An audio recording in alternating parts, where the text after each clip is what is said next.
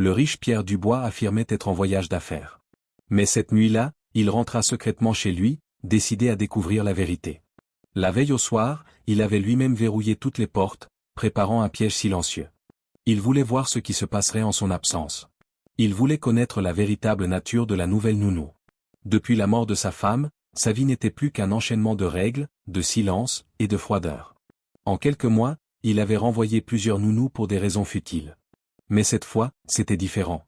Sophie était jeune, inexpérimentée, et selon la vieille gouvernante, totalement indigne du rang de la famille.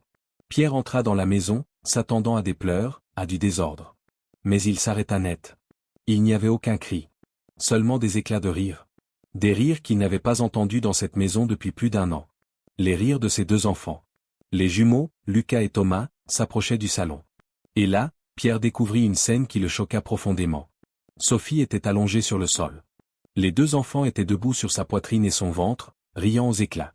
Elle tenait leurs pieds avec assurance, jouant avec eux, joyeuse et concentrée. Thomas, qui souffrait d'un handicap moteur, riait lui aussi. Il tenait l'équilibre, ses petites mains posées sur les épaules de Sophie. Pour n'importe qui, cette scène aurait été pleine d'amour et de tendresse. Mais pour Pierre Dubois, c'était dangereux. Chaotique. Inacceptable. Dans son esprit, le rire de ses enfants ressemblait à une trahison. Une insulte à son deuil. La colère monta brutalement. Sophie. À cet instant, tout bascula. Surprise, Sophie perdit l'équilibre. Thomas faillit tomber. Mais en une fraction de seconde, elle réagit. Elle rattrapa l'enfant, en souleva un autre, puis roula sur le sol pour les protéger tous les 2.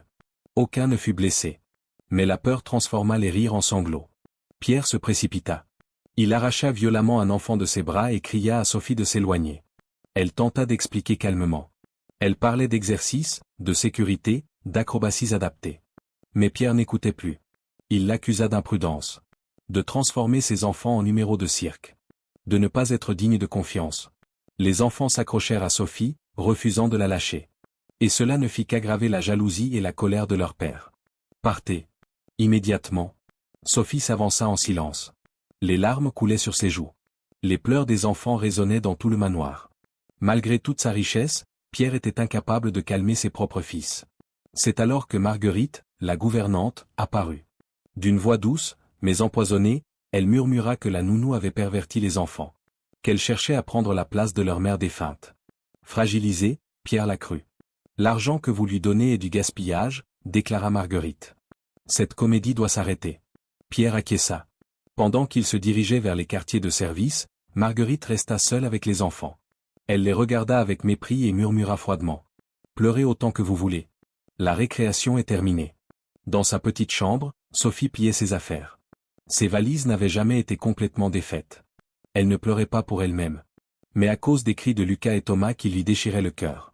Pierre entra sans frapper. Son regard balayait la pièce avec mépris. Il arracha un dessin accroché au mur. Un dessin fait par Lucas. Tout ici appartient à cette famille, dit-il froidement. Il jeta de l'argent sur le lit. Prenez-le et partez. Sophie fixa les billets. Cet argent pouvait payer des mois de médicaments pour sa mère. Mais il lui sembla sale. Elle releva la tête. Humiliez-moi si vous voulez. Mais ne vous mentez pas à vous-même. Ce que vous avez vu n'était pas un cirque. C'était de l'amour. Vos enfants ont faim, pas de jouets, mais de présence, de contact, de confiance. Vous me renvoyez parce que cela vous fait mal de voir quelqu'un leur offrir ce que vous n'y arrivez plus. Pierre voulut crier. Mais ces mots l'avaient atteint. C'est moi qui ai appris à Thomas à se tenir debout, poursuivit-elle calmement. Il n'était pas faible. Il avait peur. Il lui ordonna de partir. Sophie prit seulement son salaire. Elle laissa le reste. Puis donna ses dernières consignes pour rassurer les enfants, et s'en alla. Pierre resta seul. Tenant le dessin déchiré. Pour la première fois, il eut peur d'être seul avec ses 2 fils. Soudain, un cri terrifiant retentit. Thomas suffoquait. Pierre paniqua. Sa cravate pendait. L'enfant se débattait dans ses bras. Sophie lâcha son sac et revint en courant. Elle prit Thomas contre elle. Avant même qu'il puisse la voir, l'enfant se calma. Sa respiration redevint régulière. « Qu'est-ce que vous faites ?» demanda Pierre, perdu.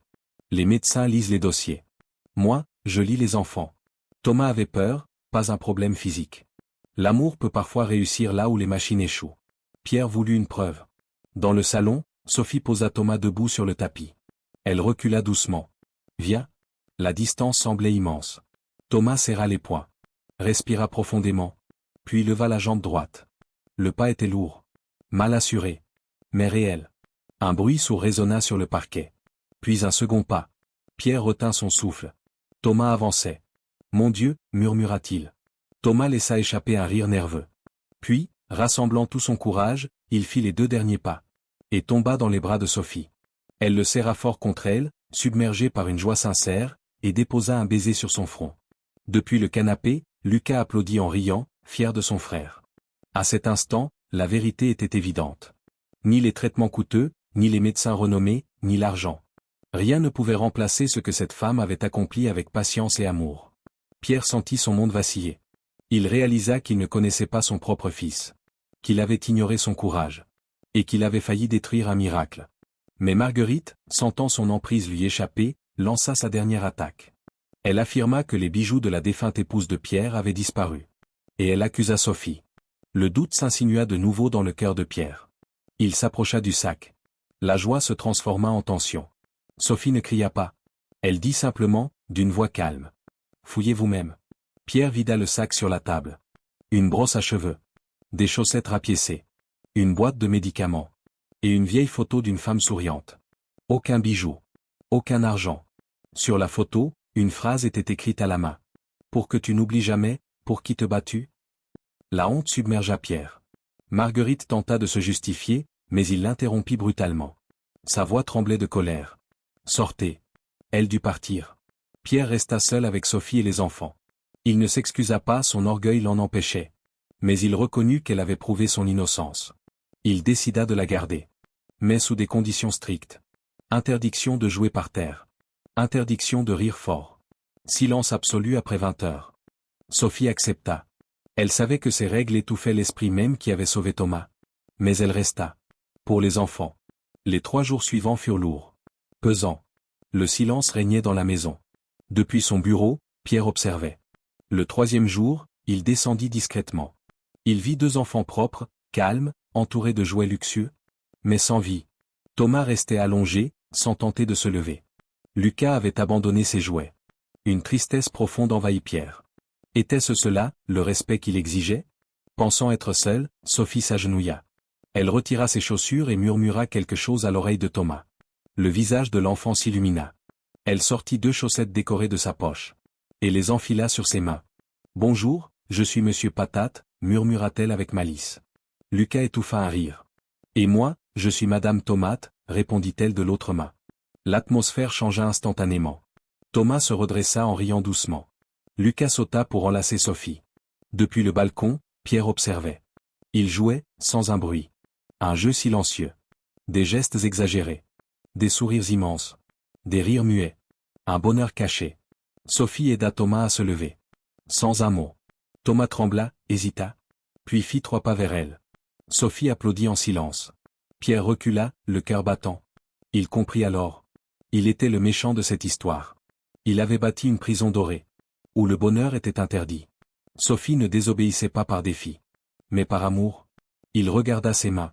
Propres. Parfaites. Vides. Il se souvint d'Amélie, sa femme.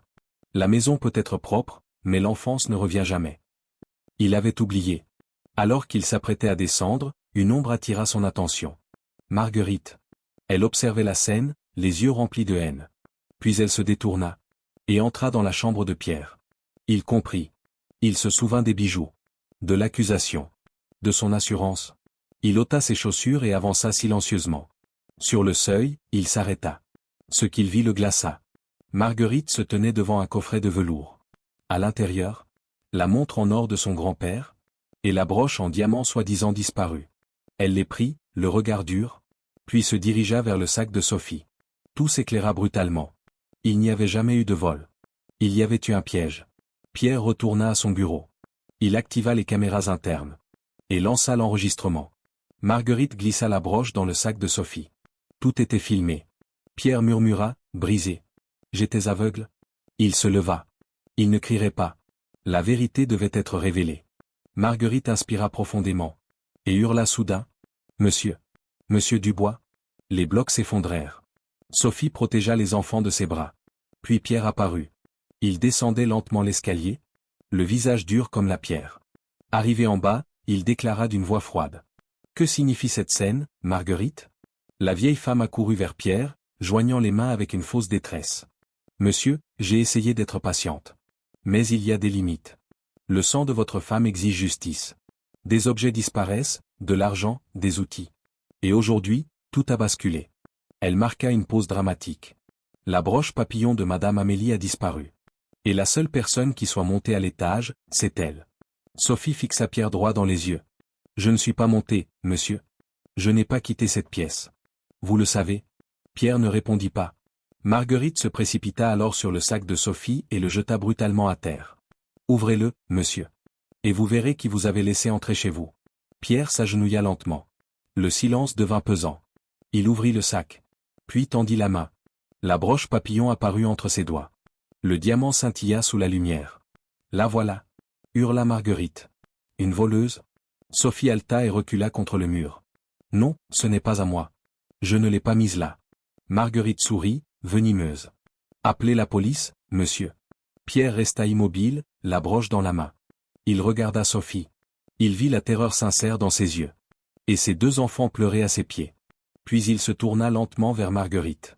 Vous avez raison, dit-il d'un ton glacial. Ma famille ne plaisante pas. Marguerite sourit, trop vite. Dites-moi, reprit Pierre calmement. Comment saviez-vous que la broche se trouvait au fond de la valise, sous les chaussettes? Elle balbutia. Les voleurs cachent toujours les choses au fond. Pierre répondit, d'une froideur mortelle. Étrange, car de là où vous étiez, vous ne pouviez rien voir avant que je ne tende la main. Sans hausser la voix, il ajouta à Sophie. Emmenez les enfants dans leur chambre. Fermez la porte. Sophie obéit. La porte se referma. Pour la première fois, Marguerite recula. La peur apparut sur son visage. Monsieur, réglons ça avec la police. Pierre sortit son téléphone. Nous le ferons. Mais d'abord, regardez ceci. La vidéo démarra. Le couloir. Marguerite regardant autour d'elle. Sortant la broche de sa poche. La glissant dans le sac de Sophie. Son visage se décomposa. Je peux m'expliquer? Pierre fit un pas en avant. Soit vous partez à pied. Soit en voiture de police. 40 ans que je sers cette famille. Cria-t-elle. Vous me jetez dehors? Pierre ouvrit la porte. L'air froid de la nuit envahit le hall. Je ne vous mets pas dehors pour le métal, dit-il calmement. Mais parce que vous avez tenté de détruire une vie innocente. Parce que vous avez transformé mon chagrin en dictature. Parce que vous avez fait de ma maison une prison. Cette fille corrompra les enfants. Lança Marguerite. Et vous avez failli les perdre, répondit Pierre. C'est fini. Tu te retrouveras seul face au chaos, cracha-t-elle. Pierre désigna l'obscurité de la rue. Je préfère qu'il soit heureux plutôt que poli comme vous. Partez. Sur le seuil, elle lança une dernière flèche. Madame Amélie ne l'aurait jamais permis. Pierre répondit sans hésiter. Madame Amélie aurait chassé quiconque faisait pleurer ses enfants. Au revoir. Il ferma la porte. À l'étage, il entendit une voix tremblante.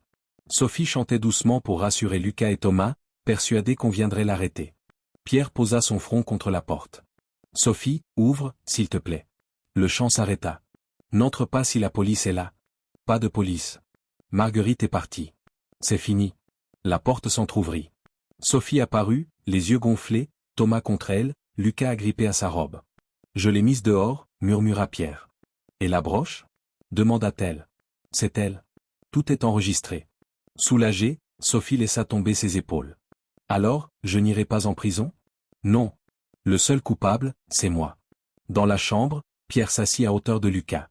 Ne t'excuse jamais auprès de moi, dit-il doucement à Sophie. Je regardais les caméras, pas pour chercher des fautes. Mais pour retrouver mes enfants. Il lança une vidéo. Sophie jouant par terre. Lucas riant avant même la blague. Thomas grimpant sur son dos. Je ne savais pas que Lucas savait applaudir. Il a appris avec toi. Une autre vidéo. Et Thomas, avec toi, il mange des légumes. Pierre éteignit l'écran. Puis pleura en silence. Je croyais tout leur offrir. Et toi, avec de vieilles chaussettes, tu leur donnais la vie. Sophie s'approcha doucement. Vous les aimez, monsieur? L'amour s'apprend, comme marcher. Il suffit parfois de s'asseoir par terre. Lucas toucha le genou de son père. Papa, ça fait mal? Oui, murmura Pierre. Très mal. Alors, il fit quelque chose d'inimaginable. Il s'assit sur le tapis. Lucas hésita. Puis se jeta dans ses bras. Sophie, dit Pierre. Je ne veux plus que tu travailles pour moi. Je veux que tu fasses partie de cette famille. Il lui tendit la main. Reste. Apprends-moi à jouer. Elle sourit. À une condition. Demain, tu porteras les chaussettes marionnettes. Pierre éclata d'un vrai rire. Le premier depuis des années. 6 mois plus tard, le manoir avait changé. Plus de silence. Plus de peur. Pierre était par terre, les chaussettes aux mains. Thomas courait. Lucas riait. Et Pierre comprit enfin. La vraie richesse ne se mesure pas à l'argent, mais au nombre de fois où ses enfants courent vers lui. Si cette histoire t'a touché, prends 2 secondes pour t'abonner. Chaque abonnement aide la chaîne à grandir et me permet de te raconter encore plus d'histoires fortes comme celle-ci.